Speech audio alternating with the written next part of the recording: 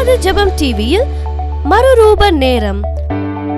நீங்கள் விசுவாசித்து பேச வேண்டிய முதல் வார்த்தை, நான் நானா வரல, என்னை அழைச்ச ஆண்டவரால வந்திருக்கிறேன்.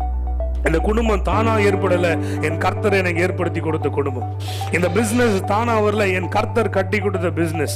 இந்த வேலை தானா நடக்கல, என் தேவன் என்னை அந்த ஸ்தானத்தில் கொண்டு போய் நிறுத்தி இருக்கிறார். சத்துருவே நீ எப்படி வந்தாலும் சரி, என் உடன்படிக்கையின் தேவன் என்னோடு கூட இருக்கிறார், அவர் என்னை விட்டு கொடுக்க மாட்டார். Highway Tabernacle Ministries presents Transformation Time every Thursday at 7:30 p.m. Don't miss it on Jebam TV. 2 நாளாகமும் 13ஆம் அதிகாரத்துக்கு உங்கள் வசனங்களை திருப்பும்படி அன்போடு கேட்டுக்கொள்கிறேன்.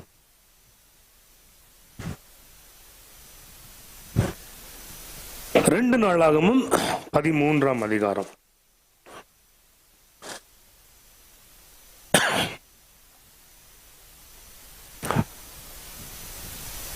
பதினெட்டாவது வசனம் தான் இன்னைக்கு நம்ம தியானிக்கிற வசனம். 2 நாளாகமும் 13, 18வது வசனம். யாரோ ஒருத்தர் வாசிக்கிறீங்களா? 18வது வசனம்.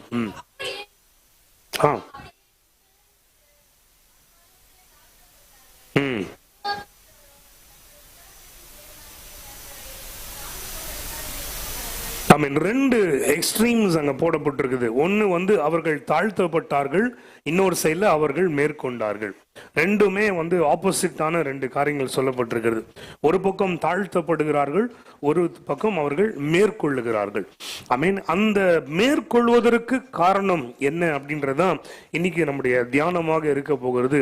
இஸ்ரவேல் புத்திரர் அக்காலத்திலே தாழ்த்தப்பட்டார்கள். நல்லா என்னோட கூட சேர்ந்து நான் அடுத்த லைன் வாசிங்க. யூதா புத்திரரோ தங்கள் பிதாக்களின் தேவனாகிய கர்த்தரை சார்ந்து கொண்டதினால. ஹல்லேலூயா. அந்த tagline you should never forget. தங்கள் பிதாக்களின் தேவனாகிய கர்த்தரை அவர்கள் சார்ந்து கொண்டதினால அவர்கள் மேற்கொண்டார்கள். தேவனை சார்ந்து இருக்கிற ஒவ்வொரு மகனும் ஒவ்வொரு மகளும் மேற்கொள்ள முடியும். எத்தனை பேர் விசுவாசிக்கிறீங்க? ஹல்லேலூயா. ஏன்னா word of God confirms to us that you and I have been called to be as overcomers, more than conquerors. அந்த ரோமன்ஸ் 13ல சொல்லப்பட்டிருக்கிறது போல நம்ம பார்த்தோம்னா, நம்ம முற்றிலும் ஜெயம் கொள்ளுகிறவர்களாக கர்த்தர் நம்மை அழைத்திருக்கிறார். அந்த மேற்கொள்ளுகிற அனுபவம், முற்றிலும் ஜெயம் கொள்ளுகிற அனுபவம் நமக்கு வருவதற்கு ஒரே ஒரு காரணம் என்னவா இருக்கும் அப்படின்னா, தேவனை சார்ந்து வாழ்கிற அந்த வாழ்க்கை. ஹல்லேலூயா. அந்த திராட்சை கொடியை குறித்து ஆண்டவர் ஓமையாக பேசும் பொழுது ஆண்டவர் இப்படியாய் சொன்னார், நீங்கள் என்னில் நிலைத்திருங்கள், அப்பொழுது மிகுந்த கனிகளை கொடுப்பீர்கள். என்னில் நிலைத்திருங்கள். திரும்பியும் பார்த்தீங்கன்னா கர்த்தரை சார்ந்து வாழ்கிற வாழ்க்கையினுடைய அந்த ரிசல்ட்டை நம்ம பார்க்கிறோம். So wherever we find people in the word of God, or we find people around us who are people who will rely upon the Lord at all times, அவங்க லைஃப்ல எப்பவுமே பார்த்தீங்கன்னா மேற்கொள்ளுகிற அனுபவம் இருக்கும். அதாவது மேற்கொள்ளுதல் அப்படின்னாலே ஏதோ ஒன்று ஆப்போசிட்டா வந்துருச்சு அப்படின்னு அர்த்தம். கரெக்ட் தானே? ஏதோ ஒரு தடை வந்துருச்சு, அதை தான் அவங்க மேற்கொள்றாங்க. அப்ப என்ன அறிந்து கொள்கிறோம்? தடைகள் வருவது ஒரு மனுஷனுடைய வாழ்வில் இயல்பு. நிறைய பிரச்சனைகள் வரலாம், தடைகள் வரலாம், மனுஷர்கள் எழும்பலாம், விரோதிகள் எழும்பலாம். இப்படி எல்லாரும் எழும்பும் பொழுது 2 ரிசல்ட் தான் அது நடக்கும். Either you succumb to the problem that is against you. So அந்த பிரச்சனைக்கு ஒரு விக்டிமா மாறி நீங்க அப்படியே உங்க வாழ்க்கை இழந்து போயிருங்க. Are you become a over comer, you become victorious. நீங்க அந்த ப்ராப்ளமை ஜெயித்து வெளியே வரீங்க. இந்த 2 அவுட்கம் தான் அதுல இருக்க முடியும். இல்ல காலம் ஃபுல்லா போராடி போராடி போராடி அதோட ரிசல்ட்டும் என்ன, சோர்ந்து போய் நாம we will give up on life and we will die off. அவ்வளவுதான். ஆனா ஆண்டவர் இன்னைக்கு நம்ம எந்த வகையில் இருக்கும்படி அழைத்து இருக்கிறார்? சோர்ந்து போய் நம்ம ஆண்டவர் லைஃப் கிவ் அப் பண்ணிட்டு நம்ம உடைஞ்சு போய் அப்படியே நம்ம மறைந்து போகிறதுக்கு கர்த்தர் நம்மை அழைக்கல. தேவன் நம்மை அழைப்பு என்னன்னா, தடைகளை உடைத்து முன்னேறும்படி ஆண்டவர் அழைத்திருக்கிறார். ஒரு ஆமென் சொல்லுங்க பார்க்கலாம். ஹல்லேலூயா. எதிரிகளை வீழ்த்தி முன்னேறும்படி கர்த்தர் நம்மை அழைத்திருக்கிறார். மலைகளையும் சிகரங்களையும் ஏறி தொடும்படி தேவன் நம்மை அழைத்திருக்கிறார். நம்மை அழைத்து ஆண்டவர் ஜெய கிறிஸ்து நம்மையும் ஜெயமுள்ளவராக நடத்துவார். அப்போ நம்ம மேற்கொள்ள வேண்டும் என்றால் இன்னைக்கு உங்க வாழ்க்கையில உங்களுக்கு எதிர்த்து வந்து நிற்கிற காரியங்கள் எவைகள் என்று இன்னைக்கு காலையில I want you to just run your mind through your life. ஒரு நிமிஷம் உங்க மைண்டை சுத்தி அப்படியே உங்க வாழ்க்கையை சுத்தி உங்க மைண்ட் ஓடட்டும். இன்னைக்கு ஒரு செகண்ட் உங்களுக்கு விரோதமா வந்து நிற்கிற காரியங்கள் என்ன? எல்லா சூழ்நிலையும் எதிரிகள் இருக்க மாட்டாங்க. சில நேரங்கள் உங்களுக்கு ஒரு வியாதியா இருக்கலாம், ஒரு பணக்குறைவா இருக்கலாம், இல்ல ஒரு ஆபீஸ்ல ஏற்பட்டிருக்க ஒரு சூழ்நிலையா இருக்கலாம், குடும்பத்தில் ஏற்பட்டிருக்க சில பிரச்சனைகளாக இருக்கலாம். நிறைய நேரங்கள் அப்படி எழும்பி வரும் பொழுது நல்லா ஞாபகம் வச்சுக்கோங்க, தேவன் உங்களை மேற்கொண்டு போக ஆண்டவர் அழைத்திருக்கிறார். இந்த faith வந்துருச்சுனாலே, the minute you have the faith that God has called me to be an overcomer, your perspective about the problem will change. Are you all with me? நீங்க என்னைக்கு தேவன் என்னை இதுக்கு தான் அழைத்திருக்கிறான்னு விசுவாசிக்கிறீங்களோ, பிரச்சனையை நீங்க பார்க்கிற விதம் மாறிவிடும். ஹல்லேலூயா. பிரச்சனையை நீங்க பார்க்கிற விதம் மாறிவிடும். ஐயோ என் ஆண்டவரே நாம் என்ன செய்வோம் அப்படின்னு தீர்க்கதரிசியினுடைய ஊழியக்காரன் வாயிலும் வயிற்றிலும் அடிச்சுட்டு ஓடி போய் சொல்றான். தீர்க்கதரிசி வெளியே வந்து கேட்கிறாரு, என்னப்பா பிரச்சனை, ஏன்பா பயப்படுற அப்படின்னு நம்ம சொல்றான். ஐயோ வந்து பாருங்க அப்படின்னு பார்த்தா அந்த தீர்க்கதரிசியும் அவனுடைய ஊழியக்காரனும் இருக்கிற அந்த மலையை சுற்றிலும் எதிரி நாட்டு ராஜாவுடைய ராணுவம் வந்து சுத்தி வளைச்சிருச்சு. யார? ஒரு மனுஷனை பிடிக்கிறதுக்கு ஒரு பெரிய பெட்டாலியன் வந்து நிக்குது. அப்போ தீர்க்கதரிசி சிரிச்சுக்கிட்டே சொல்றாரு, கவலைப்படாத, அவர்களோடு இருப்பவர்களை காட்டிலும் நம்மோடு இருக்கிறவர் அதிகம் அப்படின்னு சொல்றப்போ அவனுக்கு புரிஞ்சு கொள்ளவே முடியல. அந்த புரிஞ்சு கொள்ள முடியாத சூழ்நிலையில அவர் ஜெபம் பண்றார், அவன் கண்களை திறந்துடுங்க ஆண்டவரே. அப்போ என்ன பார்க்கறாங்க? அந்த மலை முழுவதுமாய் என்ன பார்த்தாங்க? அக்னிமயமான குதிரைகளும் ரதங்களும் சூழ்ந்து இருக்கிறதை பார்த்தாங்க. What the servant could not see, the master was able to see because of his eyes of spirit. Hallelujah. அப்போ என்ன நடக்குது? தடை வருது, சூழ்நிலை வருது, ஆனால் தேவன் அந்த ஊழியனை மேற்கொள்ளுகிறவனாக மாற்றி வைத்திருந்தார். எத்தனை பேர் புரியுது நான் சொல்றது? ஆண்டவர் இந்த அழைப்பை தான் உங்களுக்குள்ள வைத்திருக்கிறார். இப்போ அந்த தீர்க்கதரிசிக்கும் வேலைக்காரனுக்கும் இருந்த பெர்ஸ்பெக்டிவே மாறிடுச்சுல. அவர் ஐயோ நம்ம அதமாக போகிறோம், நம்ம மடிந்து போக போறோம், என்ன பண்ண போறோம் அப்படின்ற பதற்றத்தில் அந்த சிச்சுவேஷனை பார்க்கிறாரு. ஆனா தீர்க்கதரிசியோ அவருடைய பார்வை வேற மாதிரி இருக்குது. அவர் பார்க்க வேண்டியதை பார்த்துட்டாரு. பிசிக்கலா இருக்கிறது இல்ல, ஸ்பிரிச்சுவலா நடக்கிறத பார்த்துட்டாரு. தைரியமா சொல்றாரு, கவலைப்படாத, அவர்களோடு இருக்கிறவர்களை காட்டிலும் நம்மோடு இருக்கிறவர் பெரியவர். இன்னைக்கு if you have faith on the works of God, if you have faith on the word of God, அவருடைய வார்த்தையின் மேல அவருடைய கிரியையின் மேல விசுவாசம் இருக்கும் என்றால் நீங்கள் சூழ்நிலையை பார்க்கிற விதம் மாறிடும். ஒரு ஆமென் சொல்லுங்க பார்க்கலாம். உங்க குடும்பத்துல தினம் தினம் நடந்துட்டு இருக்கிற அந்த பிரச்சனையை நீங்க பார்க்கிற விதம் மாறிடும். ஹல்லேலூயா. உங்களை ஆபீஸ்ல தொடர்ந்து உங்களை நோண்டி டார்ச்சர் பண்ணிக்கொண்டே இருக்கிற அந்த பர்சனை நீங்க பார்க்கிற விதம் மாறிவிடும். ஹல்லேலூயா. அந்த சூழ்நிலையை நீங்க பார்க்கிற விதம் மாறின உடனே லெட் மீ டெல் யூ, உங்களுக்குள்ள இருக்க ஃபெய்த் ஆக்டிவேட் ஆயிடும். ஜெயிக்கிற எண்ணம் வந்துடும். ஜெயம் கர்த்தராலே கொடுக்கப்படும். எத்தனை பேர் விசுவாசிக்கிறீங்க? ஹல்லேலூயா. இன்னைக்கு அதனால சொல்றேன், இன்னைக்கு காலையில as you listen to today's word, நல்லா ஞாபகம் வச்சுக்கோங்க, தேவன் நம்மை மேற்கொள்ளும்படி அழைத்திருக்கிறார். ஹல்லேலூயா. தேவன் நம்மை ஓவர் கமர்ஸா இருக்கும்படி அழைத்திருக்கிறார். அதுக்கு ரகசியம் ஒன்னேதான், கர்த்தரை சார்ந்ததினால் அவர்கள் மேற்கொண்டார்கள். ஆமென். கர்த்தருக்கு ஸ்தோத்திரம் உண்டாவதாக. இந்த வசனங்களை எடுத்து நம்ம இந்த அதிகாரம் முழுவதும் நம்ம இப்போ வாசிக்க போகிறோம். 2 நாளாகமம் 13ஆம் அதிகாரம் முறையாய் நம்ம வாசிக்கலாம். ஆமென். அதனுடைய பின்னணியும் அப்பதான் உங்களுக்கு புரிய ஆரம்பிக்கும். 2 Chronicles 2 Chronicles 13 chapter எடுத்துட்டீங்களா? வாசிக்கலாமா? ராஜாவாகிய யெரொபெயாமின் 18ஆம் வருஷத்திலே அபியா யூதாவின் மேல் ராஜாவாகி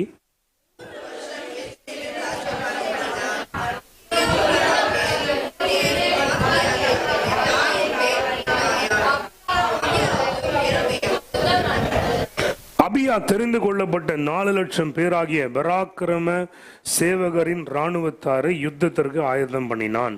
யெரொபெயாம் தெரிந்து கொள்ளப்பட்ட 8 லட்சம் பேராகிய பலத்த பராக்கிரமசாலிகளை அவனுக்கு எதிராக யுத்தத்தில் நிறுத்தினான்.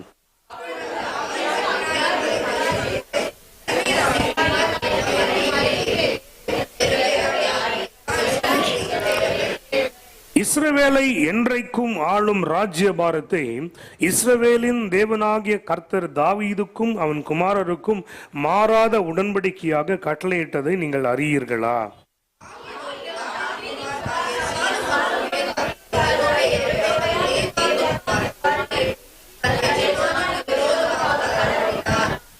பேகாலின் மக்களாகிய வீணர் அவனோடே கூட கூடி சாலமோனின் குமாரனாகிய ரெகோபயாம் அவர்களை எதிர்த்து கூடாமல் வால வயதும் திடனற்றதுமான மனதாய் இருக்கையில் அவனுக்கு விரோதமாய் தங்களை பலப்படுத்தி கொண்டார்கள்.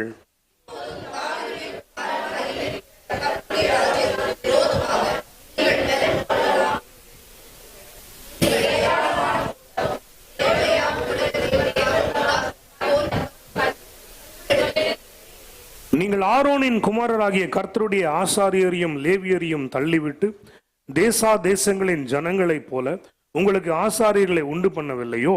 இளங்காலையினாலும் 7 கடாக்களினாலும் தன்னை பிரதிஷ்டையாக்கும்படி வருகிற எவனும் தெய்வம் அல்லாதவைகளுக்கு ஆசாரியனாகிறானே.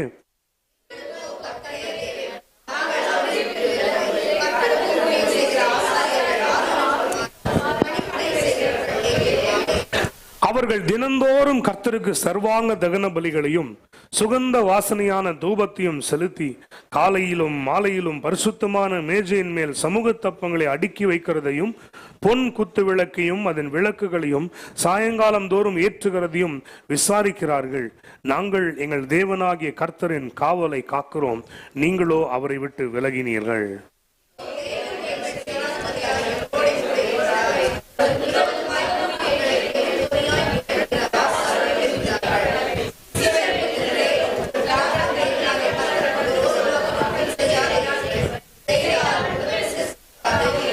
யெரொபெயாம் அவர்களுக்கு பின்னாக வரத்தக்கதாக ஒரு பதிவிடையை சுற்றி போக பண்ணினான். அப்படியே அவர்கள் யூதாவுக்கு முன் இருந்தார்கள், அந்த பதிவிடை அவர்களுக்கு பின் இருந்தது.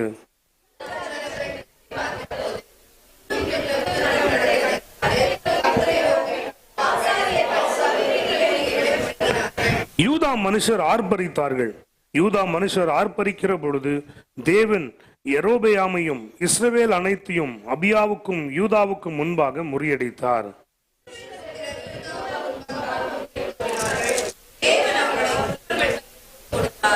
அபியாவும் அவனுடைய ஜனங்களும் அவர்களில் மகா சங்காரம் பண்ணினார்கள்.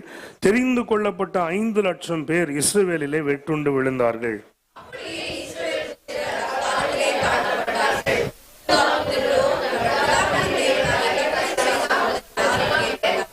ஹல்லேலூயா, கர்த்தருக்கு ஸ்தோத்திரம், ஆமென். சோ இந்த முழு சம்பவத்தையும் நம்ம இங்க பார்க்கிறோம். இன்னைக்கு நம்முடைய தியானம் எதுல இருக்க போகுது அப்படின்னா, அவர்கள் கர்த்தரை சார்ந்து கொண்டதினால் மேற்கொண்டார்கள் அப்படின்றத நம்ம பார்த்தோம். அவர்கள் கர்த்தரை சார்ந்து கொண்டது அப்படின்ற அந்த பதம், அவர்கள் எப்படி கர்த்தரை சார்ந்து கொண்டார்கள் என்பதை தான் இந்த சம்பவத்துல இருந்து நம்ம வாசிக்க இருக்கிறோம். You find that the king Abia was able to take victory against all odds. ஏன் அப்படின்னா இந்த வசனத்துல நம்ம வாசிக்கிறோம், 3வது வசனத்துல கிளியரா போடப்பட்டிருக்கு. அபியா அந்த போர்ல 4 லட்சம் பேராகிய பராக்கிரம சேவகரின் ராணுவத்தை வைத்திருந்தான். So he had 4 lakh people. அவங்க பராக்கிரமசாலிகள் என்று போடப்பட்டிருக்குது. அதே யெரொபெயாம் என்ன பண்றாரு அப்படின்னா, தெரிந்து கொள்ளப்பட்ட 8 லட்சம் பேர் ஆகிய பீப்புள். ஸோ இங்க 4 லட்சம், அங்க 8 லட்சம். அதுல இன்னொரு லைன் ஸ்பெசிபிக்கா போடப்பட்டிருக்குது. முன்னாடி சொல்லிருக்குது பராக்கிரமசாலிகள், இந்த லைன்ல பாத்தீங்கன்னா பலத்த பராக்கிரமசாலிகள். அங்க பாத்தீங்கன்னா இருக்கும் 8 லட்சம் பேர் ஆகிய பலத்த பராக்கிரமசாலிகளை அவனுக்கு எதிராக யுத்தத்தில் நிறுத்தினான். ஸோ அப்படியே double the amount of people, double the amount of armoury, double the amount of strength எல்லாமே யெரொபெயாம் என்ற அந்த ராஜாவுக்கு இருக்கிறது.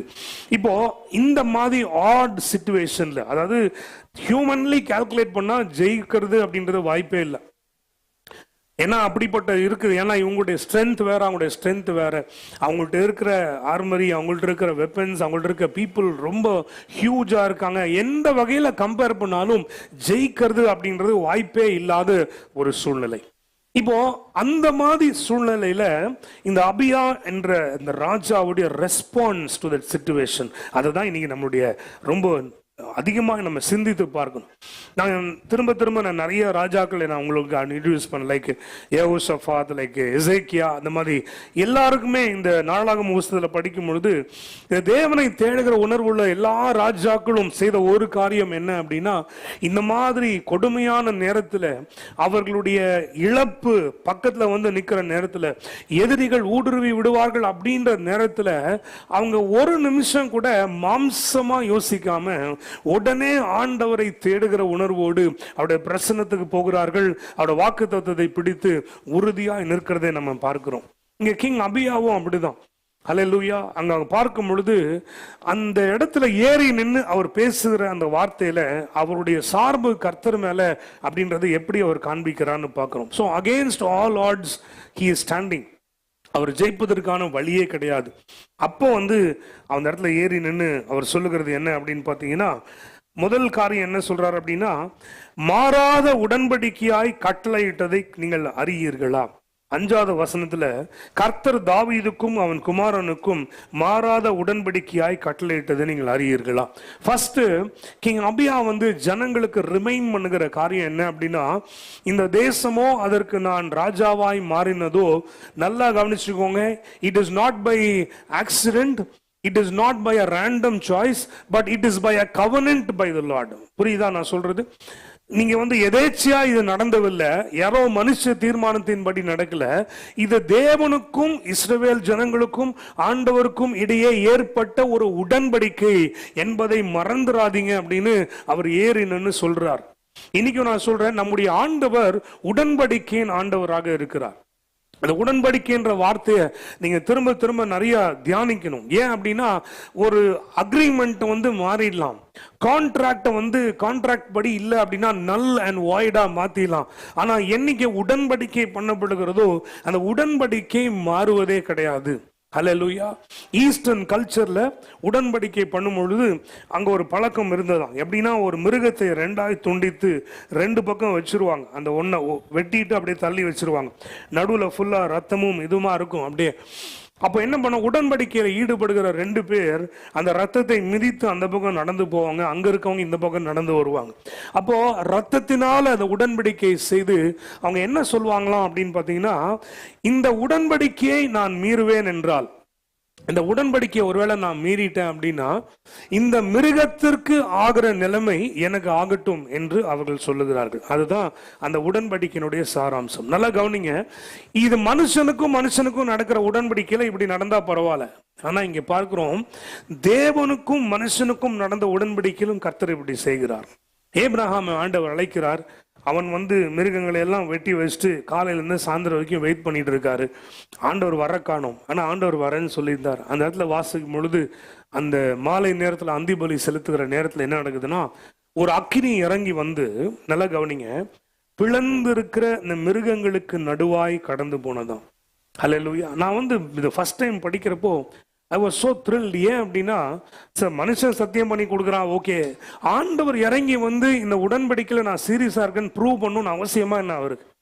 அவர் இறங்கி வந்தார் ஏப்ரஹாமுக்காக. இந்த உடன்படிக்கையை நான் ஏற்படுத்துகிறேன், இதுல நான் இன்னமும் உறுதியா இருக்கிறேன், இது மாறாது அப்படின்ற உணர்த்துவதற்காக ஒரு மனுஷனை போல ஆண்டவர் இறங்கி ஆபிரகாமோடு தன்னுடைய உடன்படிக்கையை ஏற்படுத்தினார். அவர் நடந்து போனார், அந்த மிருகங்களின் துண்டின் நடுவில் அவர் நடந்து போனார், உடன்படிக்கை ஏற்படுத்தினார். இன்னைக்கு அந்த ரத்தத்தை காட்டிலும், ஆபேலின் ரத்தத்தை காட்டிலும் மேன்மையான ரத்தத்தை உடைய இயேசுவின் ரத்தத்தினாலே நமக்கு ஒரு உடன்படிக்கை ஏற்படுத்தப்பட்டிருக்கிறது. Hallelujah. So whenever you meet an enemy, first thing you have to remember என்ன தெரியுமா? That you are a person who has been covenanted by the Lord. அல்லேலூயா. உங்கள் மேல ஆண்டவருடைய உடன்படிக்கையினுடைய ஆசீர்வாதம், உடன்படிக்கையினுடைய ஆண்டவருடைய அந்த உடன்படிக்கை உங்க மேல இருக்கிறது என்பதை நீங்கள் மறந்துடக்கூடாது. அல்லேலூயா. இந்த உடன்படிக்கை எப்படிப்பட்ட உடன்படிக்கை? ஒவ்வொரு நாளும் திருவிருந்து எடுக்கிறப்போ நம்ம சொல்றோம், நமக்கு ஒரு புதிய உடன்படிக்கையை கர்த்தர் ஏற்படுத்தி இருக்கிறார். இனி கிருபையினால அவர் நம்மை நடத்த போகிறார். மறந்துடவே கூடாது. அல்லேலூயா. நம்மள்ட்ட இருந்து தேவன் எதையும் டிமாண்ட் பண்ணல. அல்லேலூயா. நம்மள்ட்ட இருந்து இருக்க requirements எல்லாம் கல்வாரி சிலுவையில கர்த்தர் நிறைவாக்கி ஆண்டவர் முடித்து வைத்து விட்டார். Hallelujah. So we are called to walk in freedom. We are called to walk in absolute liberty. விடுதலையோடு ஆண்டவரை ஆராதிக்க, கர்த்தரை தொழுது கொள்ள நாம் அழைக்கப்பட்டிருக்கிறோம். நமக்கு முன் குறிக்கப்பட்டிருக்கிற எல்லாவற்றையும் இந்த உடன்படிக்கையின் தேவன் கொடுத்து ஆசீர்வதிப்பார். எத்தனை பேர் ஆமென் சொல்றீங்க? இந்த உடன்படிக்கையில ஆண்டவர் சொல்றாரு, உனக்கு விரோதமான ஆயுதங்கள் வாய்க்காது போகும். இயேசுவின் நாமத்தினாலே உனக்கு விரோதமாய் நியாயத்தில் எழும்பும் எல்லா நாவும் குற்றப்பட்டு போகும். எத்தனை பேர் நம்புறீங்க, விசுவாசிக்கிறீங்க? அதனால இந்த அபியா முதல்ல ஞாபகப்படுத்துற காரியம் என்னன்னா, don't forget forget I am a king of a covenant. My people are covenanted to the Lord. மறந்துராதீங்க என்று அவர் சொல்லுகிறார். இன்னைக்கு உங்கள் எதிரிகள் எழும்பும் பொழுது, சத்துருக்கள் எழும்பும் பொழுது, நீங்கள் விசுவாசித்து பேச வேண்டிய முதல் வார்த்தை, நான் நானா வரல, என்னை அழைச்ச ஆண்டவரால வந்திருக்கிறேன். இந்த குடும்பம் தானா ஏற்படல, என் கர்த்தர் எனக்கு ஏற்படுத்தி கொடுத்த குடும்பம். இந்த பிசினஸ் தானா வரல, என் கர்த்தர் கட்டி கொடுத்த பிசினஸ். இந்த வேலை தானா நடக்கல, என் தேவன் என்னை அந்த ஸ்தானத்தில் கொண்டு போய் நிறுத்தி இருக்கிறார். சத்துருவே நீ எப்படி வந்தாலும் சரி, என் உடன்படிக்கையின் தேவன் என்னோடு கூட இருக்கிறார், அவர் என்னை விட்டு கொடுக்க மாட்டார். கரங்களை உயர்த்தி ஒரு ஆமென் சொல்லுவோமா? ஹல்லேலூயா. சோ இன்னைக்கு காலையில I want people to be encouraged. எதுக்கு என்கரேஜ்மெண்ட் வேணா நான் திரும்ப சொல்றேன், இன்னைக்கு தீமை என்னன்னா நீங்க மேற்கொள்ள அழைக்கப்பட்டு இருக்கிறீங்க. அப்ப சத்துருக்களை பார்த்து சோர்ந்து போக கூடாது.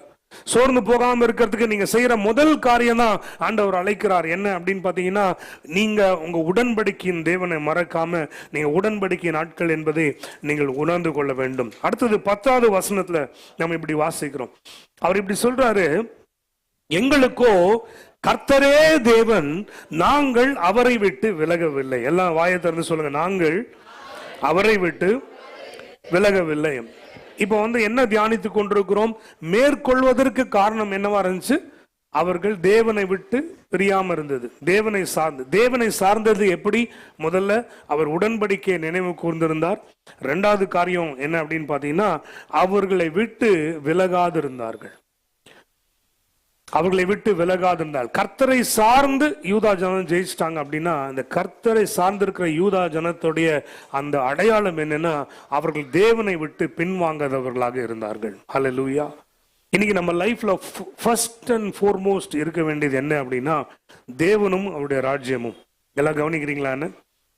நம்ம லைஃப்ல ஃபர்ஸ்ட் அண்ட் ஃபார்மோஸ்ட் இருக்க வேண்டிய காரியம் என்ன அப்படின்னா, தேவனும் அவருடைய ராஜ்யமும், கர்த்தரும் அவருடைய நீதியும். இன்னைக்கு எந்தெந்த ஃபேமிலிஸ்ல, எந்தெந்த பிசினஸ்ல, எந்தெந்த தனிப்பட்ட முறை வாழ்க்கையில தேவனுக்கு முதலிடம் கொடுக்கப்படுகிறதோ அந்த இடத்துல ஜெயம் நிச்சயம், அந்த இடத்துல விக்டரி நிச்சயம். ஹல்லேலூயா. அந்த இடத்துல எவ்வளவு சூழ்நிலை வந்தாலும் கர்த்தர் அது ஒவ்வொன்றா தகர்த்து போட்டு கொண்டே இருப்பார். இயேசுவின் நாமத்தில் நான் சொல்றேன். அப்போ இந்த இஸ்ரவேல் ஜனங்கள், அந்த யூதா ஜனங்களுடைய வைராக்கியம் என்னன்னா, நாங்கள் கர்த்தரை விட்டு பின்வாங்காது இருக்கிறோம். இன்னைக்கு நம்மள எத்தனை பேர் அப்படி சொல்ல முடியும்? ஆண்டவரை விட்டு நான் பின்வாங்கவில்லை. அல்லேலூயா. நான் சொல்றேன், உங்களுடைய சின்ன சின்ன காரியங்கள் தான் நிறைய பெரிய பெரிய இம்பாக்டை உண்டு பண்ணும். ஒருவேளை அதிகாலையில் எழுந்து ஜெபிக்கிற பழக்கம் உங்களுக்கு இருக்கலாம், ஒருவேளை இருந்து இன்னைக்கு இல்லாம போயிருக்கலாம். பின்வாங்கிட்டீங்களான்னு கொஞ்சம் யோசிச்சு பாருங்க. சில தீர்மானங்களை உங்க வாழ்க்கையில நீங்க எடுத்திருப்பீங்க. இந்த மாதிரி நான் இனி பேச மாட்டேன், இந்த மாதிரி நான் இருக்க மாட்டேன், இந்த மாதிரி கர்த்தருக்கு விரோதமா நான் எழும்ப மாட்டேன். சில தீர்மானங்கள் இன்னைக்கு அதெல்லாம் மறந்துட்டு திரும்பியும் பழைய வாழ்க்கைக்குள்ள உங்க வாழ்க்கை வந்திருக்குதா? கொஞ்சம் திங்க் பண்ணி பாருங்க. தேவனை விட்டு பின்வாங்கி போயிட்டீங்களா? Hallelujah. When you took baptism, when you gave your life to the Lord, there have been certain commitments that you made to the Lord. இன்னைக்கு I want you to recollect your life. I want you to think about every word that comes out of your mouth. Are you a person full of the Holy Spirit of God?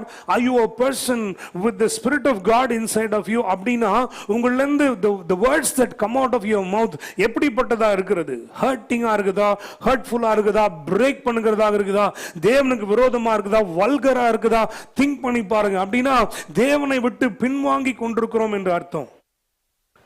யார over camera ஆண்டவர் உருவாக்கி வச்சிருக்கிறார் அப்படின்னா, the one who stands with God, he is an automatically an overcomer. அவன் எதையுமே புதுசா செய்ய வேண்டிய அவசியம் இல்லை. அவன் செய்யற ஒரே ஒரு காரியம், அவன் கர்த்தரை விட்டு பின்வாங்குவதில்லை.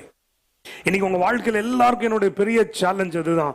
இன்னைக்கு உங்க லைஃப் ஆராய்ந்து பாருங்க, where is God in the equation of your life? உங்க வாழ்க்கையின் சக்கரத்திலே ஆண்டவர் எங்க இருக்கிறார்? If Jesus is the center of your life, உங்க வாழ்க்கையின் மத்தியில இருப்பார் என்றால் உங்க ஆலோசனை அவரிடத்திலிருந்து வரும். நீங்க ஆலோசனை அவர்கிட்ட தான் கேட்பீங்க. எத்தனை பேருக்கு புரியுது நான் சொல்றது? ஹல்லேலூயா. உங்களுக்கு ஒரு குறைவு வருது அப்படின்னா 10 பேர்கிட்ட போய் பேசுறதை விட நீங்க முதல்ல முழங்கால போட்டு ஆண்டவர்கிட்ட சொல்வீங்க, ஆண்டவரே இதுதான் என் பிரச்சனை. ஆபீஸ்ல ஒரு இஷ்யூ, எனக்கு பணத்துல இஷ்யூ, எனக்கு பொருளாதாரத்துல பிரச்சனை, எனக்கு சரீரத்துல வியாதி. 10 பேர்கிட்ட நீங்க பேசுறதை விட முதல்ல முழங்கால போட்டு ஆண்டவர்கிட்ட நோக்கி பார்ப்பீங்க. that will prove நீ ஆண்டவரை சார்ந்து இருக்கிறேன்னு. இன்னைக்கு என்னோட திரும்பியும் கேள்வி, where is your prayer life? Where is your Bible reading? Where is Jesus in the equation of your life? Think பண்ணி பாருங்க. உங்களுக்கு நீங்களே ஆன்சர் சொல்லிக் கொள்ளுங்க. ஆண்டவர்கிட்ட நெருங்கி இருக்கீங்களா? ஒரு ஸ்டெப், 2 ஸ்டெப், 4 ஸ்டெப் பின்னாடி வந்திருக்கீங்களா? திங்க் பண்ணி பாருங்க. கடினமான நேரங்கள்ல சில நேரம் கர்த்தரை பிடிச்சுக்கிறோம். ஆனா வாழ்க்கை கொஞ்சம் செட்டில் ஆக ஆரம்பிச்ச உடனே நம்மள நிறைய பேருக்கு இருக்கிற பிரச்சனை, கொஞ்சம் ஆண்டவர் விட்டு லூஸ் விட்டு வெளியேற ஆரம்பிக்கிறோம். ஆண்டவரை தேடி ஒவ்வொரு ஜெபத்திற்கும் ஒவ்வொரு ஆராதனைக்கும் நேரம் தவறாம காலம் தவறாம போய் அதிகாலை ஏஞ்சி ஜோம் பண்ணி கொண்டு நமக்கு இன்னைக்கு வாழ்க்கை கொஞ்சம் ஆண்டவர் கம்ஃபர்டபுளா மாத்தணும்னு, சூழ்நிலையை மாத்தணும்னு, ஆண்டவர் பொருளாதாரத்தை தொட்டவுன்னு, காரியங்களை மாற்றின உடனே இன்னைக்கு நிறைய நேரங்கள் நமக்குள்ள ஒரு லெத்தார்ஜிக்னஸ் வந்துருது about the things of God. That is exactly what the devil is waiting to do. That is exactly what the devil is waiting to happen. இன்னைக்கு அந்த பின்வாங்குகிற நிலைமை, அந்த மனசுல இருக்கக்கூடிய அந்த நிர்விசாரத்தை எடுத்து போட ஆண்டவர் உங்களுக்கு அழைப்பை கொடுக்கிறார். நீங்க கதறி அழுது ஜெபித்த நாட்களை யோசிச்சு பாருங்க. உங்க குடும்பத்திற்காக, கணவனுக்காக, பிள்ளைகளுக்காக, வேலைக்காக கதறி அழுத நாட்களை ஜெபம் பண்ணி பாருங்க. அன்னைக்கு நீங்க கதறி அழுது ஜெபம் பண்ணீங்க, ஆண்டவர் உங்கள் ஜெபத்தை கேட்டார். ஆண்டவரை தேடின அந்த உணர்வு, ஆண்டவரை வாஞ்சியாய் பின்பற்றி போன அந்த உணர்வு இன்னைக்கும் அதே பேஷனோட உங்கள்ட்ட இருக்குதா? திங்க் பண்ணி பாருங்க. ஆண்டவர் எதிர்பார்க்கிற காரியம் கர்த்தரை விட்டு பின்வாங்காத ஒரு வாழ்க்கை வேண்டும். ஹல்லேலூயா. கர்த்தரை விட்டு பின்வாங்காத ஒரு வாழ்க்கை. உங்க மனசுல அந்த லிட்டில் ஃபெய்த் இருந்தா போதும், God will come and get hold of you. பீட்டரை பார்க்கிறோம். ஆண்டவருக்காக இதை செஞ்சிருவேன், அதை செஞ்சிருவேன், நான் அவனை மறுதளிக்க மாட்டேன் ஆண்டவரே அப்படி இப்படின்னு இருந்தவர். அவன் அந்த பிரதான ஆசாரியனுடைய வேலைக்காரனுடைய மல்கூசுடைய காதை பட்டை எடுத்து வெட்டினவர். அப்படி ஒரு பயங்கரமான ஜீல் உள்ள பார்ட்டி. எல்லாம் முடிஞ்சதுக்கு அப்புறம் திருப்பி நெட்டை தூக்கிட்டு அவர் தான் போனார். ஐ கோ ஃபிஷிங். அவர் போனோன்னா 4 பேர் கூட நானும் வரோம் அப்படின்னு சொல்லி மொத்தமா கிளம்பி போயிட்டாங்க. ஆண்டவர் விட்டு பின்வாங்கி அவன் ஓட நினைக்கிற அந்த பேதுருவை தான் கர்த்தர் தேடி வந்து கரையில உட்கார்ந்து இருக்காரு. சாப்பிட்றதுக்கு ஏதாவது இருக்குதான்னு கேட்கிறார். இன்னைக்கு நம்ம பாட்டுல பாடின மாதிரி யோனாவை போல அடித்தட்டுல தூங்கினாலும் விட மாட்டார், பேதுருவை போல மறுதளித்தாலும் விட மாட்டார். அந்த லிட்டில் அமௌண்ட் ஆஃப் ஃபெய்த் உங்க உள்ளத்துல இருந்தா போதும், நீங்க எங்க இருந்தாலும் கர்த்தர் உங்களை திருப்பி கொண்டு வந்துருவார். ஹல்லேலூயா. ஆண்டவரை விட்டு பின்வாங்கி போக இடம் கொடுக்காதீங்க. You cannot run away from God for a long time. I have run away from the Lord for a long time. I tried running away from the Lord. ஆனா ஆண்டவர் என்னை விடல. எவ்வளவோ ஆண்டவர் விட்டு ஓடி போக ட்ரை பண்ண, ஆனா ஆண்டவர் திரும்பி என்ன அந்த அழைப்புல தான் கொண்டு வந்து நிறுத்தினார். இன்னைக்கு உங்களுக்கு சொல்றேன், ஹல்லேலூயா. அவரை விட்டு பின்வாங்காத ஒரு வைராக்கியம் நமக்குள்ள இருக்கும் அப்படின்னா, அதாவது சில லெசன்ஸ் நம்ம கடினமான விதங்களிலே கற்றுக்கொள்கிறோம், உண்மைதான். ஆனா எல்லா லெசனையும் அப்படிதான் கத்துக்கணும்னு அவசியம் கிடையாது. சில லெசன்ஸ் ஒன்லி பை ஒபீடியன்ஸ். ஆண்டவர் சொல்றாரு, அவரை விட்டு பின்வாங்காதீங்க, கர்த்தரை சார்ந்து நில்லுங்கன்னா அவ்வளவுதான். அதுக்கு கீழ்ப்படிந்து நின்னாலே ஆசீர்வாதம் தானாய் வரும். ஏற்ற நேரத்தில் கர்த்தர் கொண்டு வருவார். தேவன் உங்களை ஆசீர்வதிக்கும் பொழுது நான் சொல்றேன், அந்த ஆசீர்வாதம் உங்களுக்கு வேதனையோட வராது, அது ஆசீர்வாதம் சந்தோஷத்தோட வரும். புரியுதா? அத்தனை பேருக்கு ஒரு வீடு கட்டுறோம் அப்படின்னா அந்த வீட்டுக்குள்ள கிரகப்பிரவேசம் பண்ணி போறதும் சரி, அங்க வாழ்ற வாழ்க்கையும் சரி சந்தோஷமா இருக்கும், ஆசீர்வாதமா இருக்கும். அது சார்ந்த பொருளாதாரங்களும் கர்த்தரை ஹேண்டில் பண்ணி இருப்பார். நம்மளே எத்தனை பேருக்கு தெரியுமே, ஒரு வீடு கட்டி கடனாளியா மாறி கடன்ல மறித்து போனவங்களை கேள்விப்பட்டிருக்கோமா இல்லையா? A blessing when it comes from the Lord, it brings joy and gladness. ஆண்டோடைய சமாதானம் அதுல இருந்து வரும். அப்போ அந்த blessing வர்றதுக்கு தாமதம் ஆகலாம், ஆனா தவறி போகவே போகாது. எத்தனை பேருக்கு புரியுது? Any blessing for that matter. நீங்க ஆண்டவரை சார்ந்து நின்றுட்டு இருந்தீங்க அப்படின்னா, கர்த்தருக்கு முதலிடம் கொடுத்திருந்தீங்கன்னா, இவைகள் எல்லாம் உங்களை தேடி வரும். இவைகள் எல்லாம் யாரை தேடி வரும்? உங்களை தேடி வரும், இயேசுவின் நாமத்தினால. அப்போ அபியா ராஜாவுடைய அந்த தேவனை சார்ந்திருத்தனுடைய 2வது அடையாளம் என்ன அப்படின்னா, அவள் தைரியமா அவருக்காகவும் அவருடைய ஜனங்களுக்காகவும் சொல்றாரு, நாங்கள் அவரை விட்டு விலகவில்லை. ஹல்லேலூயா. நம்மள எத்தனை பேர் இன்னைக்கு ஒரு வைராக்கியமா ஒரு முடிவு எடுக்க முடியும்? ஆண்டவரை விட்டு நாங்க விலகுவதில்லை. நீங்களும் சரி, உங்க பிள்ளைகளுக்கும் சரி, அதை கருத்தாய் போதித்து ஆண்டவரை விட்டு விலகாது இருக்கிற ஒரு வாழ்க்கையை உங்களுக்கு கற்றுக் கொடுக்கணும். ஹல்லேலூயா. கர்த்தருக்கு ஸ்தோத்திரம் உண்டாவதாக. Praise the Lord. அடுத்தது நீங்க பாத்தீங்கன்னா, அந்த 10வது வசனத்துல இருந்து அப்படியே நாங்க வாசிச்சு கொண்டே வருவோம். அப்படின்னு பாத்தீங்கன்னா 10-11 அவர்கள் தேவனுக்கான ஆராதனையை காம்ப்ரமைஸ் பண்ணாம நடத்தி கொண்டிருந்தாங்க என்பதை நம்ம பார்க்கிறோம். ஸோ ஃபர்ஸ்ட் உடன்படிக்கையை நினைவு கூறுகிறார். ரெண்டாவது, நாங்க கர்த்தரை விட்டு பின்வாங்காத ஜனம் என்று தைரியமாய் சொல்லுகிறார். மூன்றாவது இங்க பார்க்கிறோம் என்னன்னா, கர்த்தருக்கான ஆராதனைகளில காம்ப்ரமைஸ் பண்ணல அப்படின்றது அவர் சொல்லுகிறார்.